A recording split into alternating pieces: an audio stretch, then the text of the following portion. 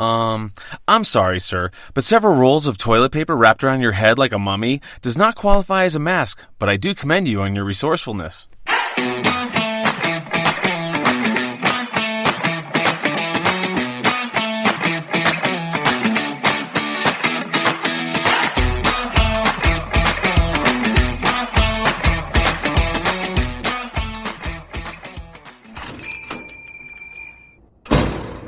What can I get you?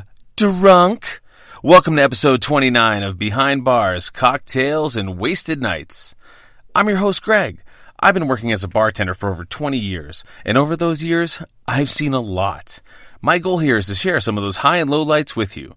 Quick warning, this podcast contains sex, drugs, and some language that isn't suitable for anyone under 21 years of age, so you gotta have some ID. Okay, before you head out tonight, let's arm you with a joke. This is Howie Mandel's or Gallagher's. I can't remember. I could Google it, but I'd have to burn thumb calories. Any hoozlebees, here it goes. Two guys walk into a bar, which is really dumb because you think the second guy would see the first guy do it. I don't know. The visual cracks me up. Okay, I guess some of these jokes are for me, folks. All right, before we get started, you'll need a drink. For this one, I recommend the bee's knees, because to me, the shit we're about to talk about is absolutely the bee's knees. First, chill a martini glass. In a shaker tin filled with ice, add 3/4 of an ounce of lemon juice, 3/4 of an ounce of honey simple syrup, and if you want to put a little spice in there, I really like a honey ginger syrup combo, but I digress. Finish it off with 2 ounces of your favorite gin. Shake and strain into your chilled coupe or martini glass, garnish with a lemon twist, and enjoy. And as always, if you don't have any of that shit at your pad, pour a shot of tequila and key shovel a scoop of Blizzard into your nose tube. Don't you feel so much better now? I know. Samesies. Okay, on with the story. It was 1997. I know, some of you weren't even alive then. And I just secured my off-campus apartment in Allston, a, quote, borough of Boston. It was late summer, and I'd landscape during the day, then commute an hour and 15 to Boston and work an 8-hour busing shift at my brand new job at Wonder Bar and drive back at 3 a.m., only to do it all over the next day so I could save for my first month's rent in the fall. Located on Harvard Ave, Wonder Bar was a swanky jazz bar. It was beautiful inside, always with the super dim lighting, candles on every table that I lit, and amazing live jazz bands. The phone number was 351-COOL for crying out loud. My favorite band was led by the virtuoso pianist Reverend Johnny and included a sessions musician, Joe, on bass, and the legendary percussionist Harold Lane, who used to play drums for Sammy Davis Jr. Johnny drove a taxi before and after the Wonder Bar gig and would not be opposed to turning off his on-duty light and making a left turn for love at Downtown Crossing into Chinatown, where I once bought my friend a blowjob from a sex worker as a gift for letting me crash for free at his place in Queens when I worked on The Stern Show.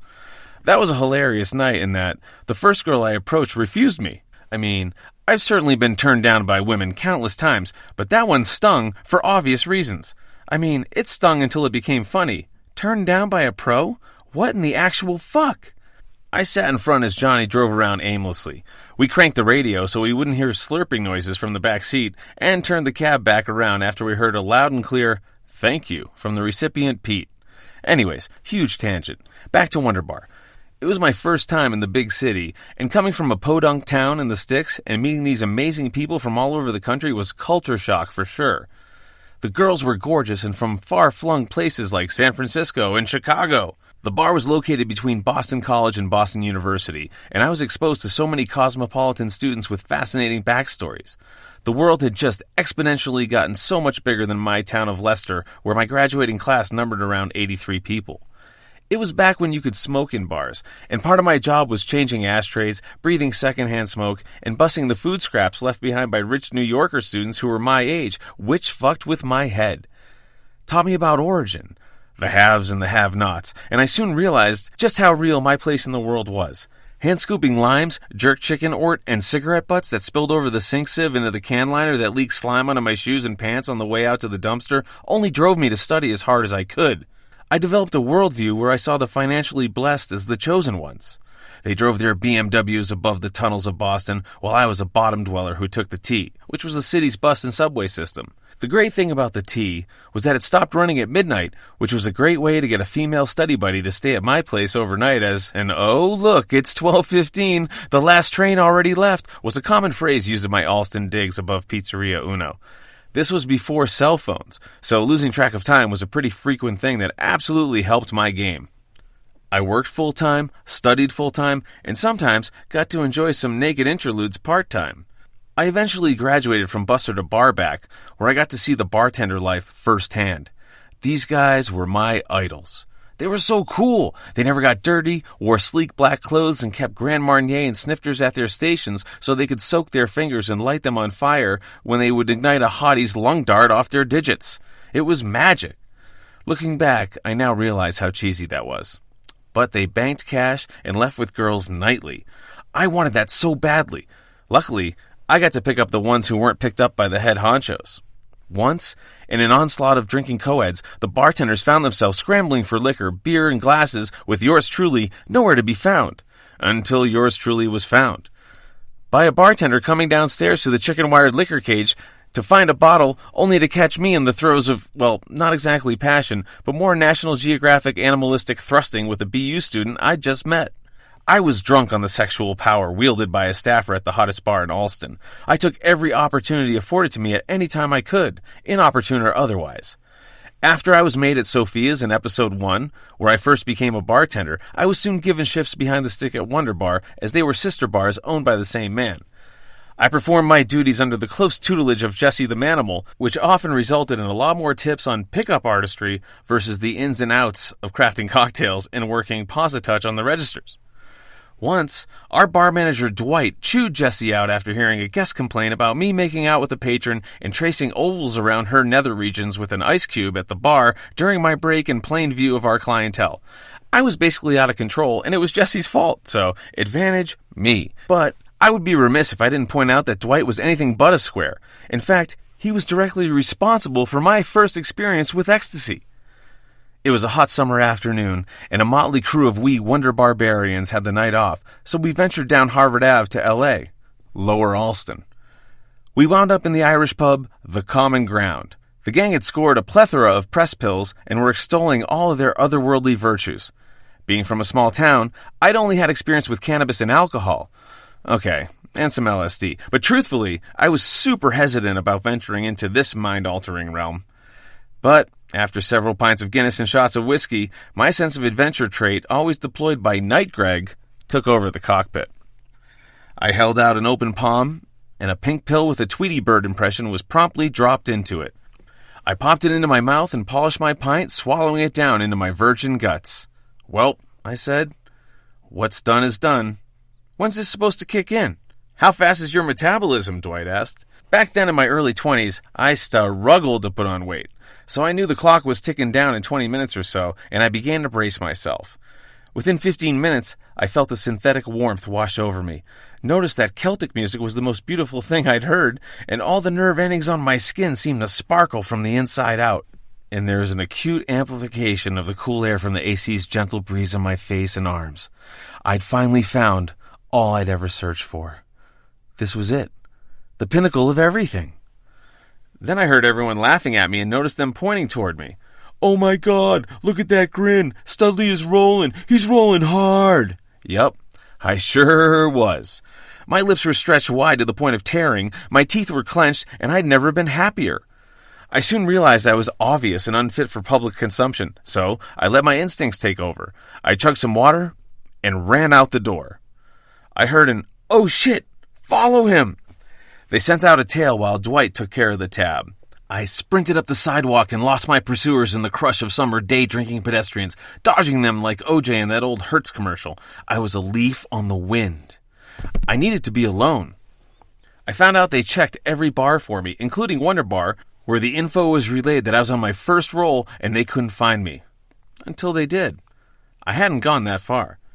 They all eventually discovered me in front of my apartment lying shirtless on the devil's strip of crabgrass and broken glass that I thought felt like pillowy sod between the sidewalk and street, gently tickling my bare chest with a sock. I was in my glory and had all I needed. Dwight, being experienced in these, experiences, fetched me a glass of water from inside. "Drink this so you don't get dehydrated," he said. I sat up and asked for another press pill. He hesitated.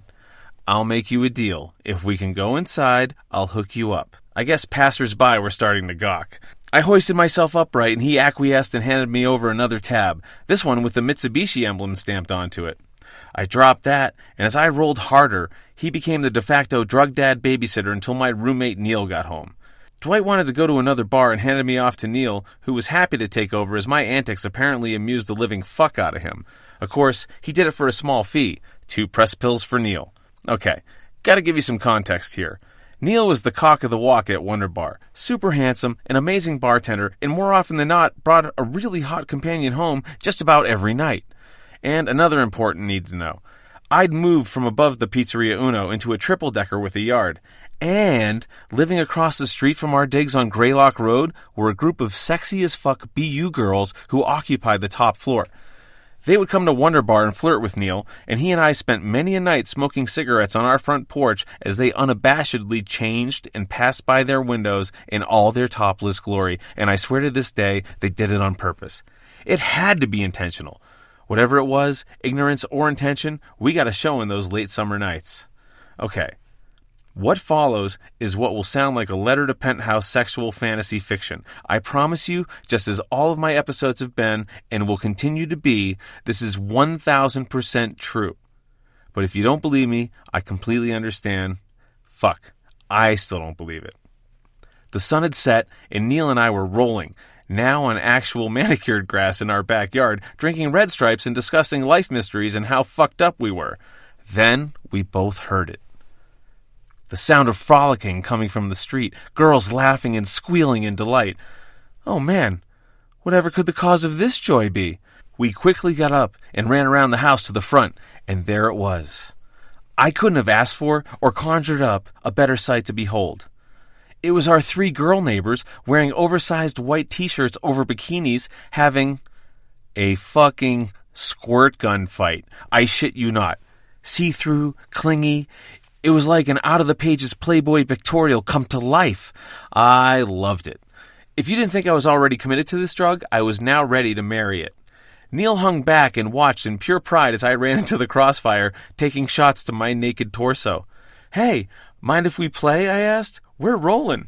They giggled and said, "Of course we could play." "We can play, Neil," I yelled up to the porch, but Neil was nowhere to be found. Moments later, he emerged from the house. "Studley, get us some squirt guns," Neil yelled back. I was 15 yards ahead of him, already sprinting barefoot toward Comm Ave. I crossed the train tracks, dodged the opposite lane of traffic like fucking Frogger, and ran inside CVS, my eyes screwed up, eliminating the irrelevant aisles. I found the general merchandise shelf and closed fast. There they were. Like a shelf full of Red Ryder BB guns, a host of Super Soaker water cannons hung on the shelf, shining in the light of angels. I grabbed the biggest one they had, its barrel the size of a silver $50 in diameter, and I snagged Neil a 99-cent Derringer. Yeah, I'm a dick, but I ran across train tracks and was standing in the store barefoot, so fuck him. I completed the $30 purchase somehow and ran back. We filled up. Obviously, Neil got out there a lot faster as my water clip was the size of a Tour de France cyclist bottle. I entered the fray, and as soon as I found myself taking shots of cool water against my dazzled skin in this fucking erotic shootout, my knee-jerk, uncontrollable sense of competition took over. Yeah, of course I'd fuck this one up. Fucking Greg. Instead of enjoying the light shots we took at one another, dodging, strafing, and laughing, I somehow turned into fucking Rambo and started jerking off the pump action of my water cannon at an unreasonable rate, drenching the girls, getting headshots, some streams half choking them with direct hits into their faces. "Easy, Studley," Neil yelled. Fuck that, I thought. This was fucking war, and I was mowing everyone down on this night. The girls eventually surrendered and went inside because I was playing too hard. Neil followed them to the porch, apologized for my overenthusiastic gameplay, and invited them over for beers. And they agreed, and this is where I really blew it. I don't know how many of my listeners out there have taken ecstasy, but anecdotally, I've heard of people having the same hallucinogenic journeys as I have. Anytime I shut my eyes, I'd immediately be immersed into a waking dream, like full immersion. We all lay on the grass, having a wonderful conversation about fuck all, and I'd let my heavy eyelids close. Their voices sounded so close, yet so far, they'd all slip into the background as I was inserted into my mind's dream.